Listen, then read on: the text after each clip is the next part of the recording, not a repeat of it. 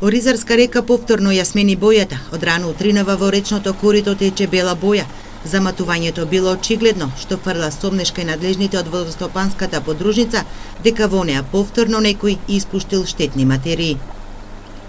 Сабајле приметивме дека има истата бела вода што имаше претходно и по трагот на истата кренавме по реката и еве дојдовме до поранешниот колектор кој излегува од целулозата, фабриката за хартија.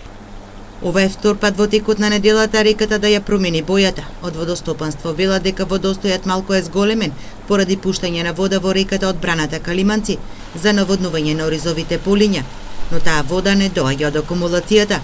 Засега причината за загадувањето на Оризарска река е непозната. Нема повратни информации дали инспекцијските служби имаат излезено на терен и дали се земени мостри за анализа. Јас немам повратна информација дали е нешто постигнато, дали е некој опоменат и дали е дојдено воопшто до резултат за какво загадување станува збор или за содржината на течноста што е испуштена во.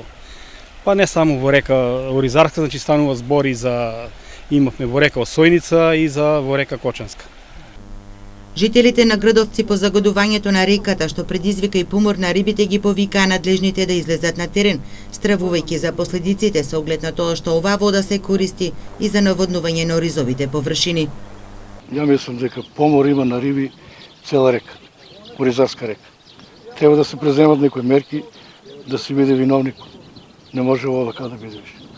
Подолго време непознат извор ги загадува реките во Кочанско. Претходно загадувања беа пријавени на Осојница и на Кочанска река.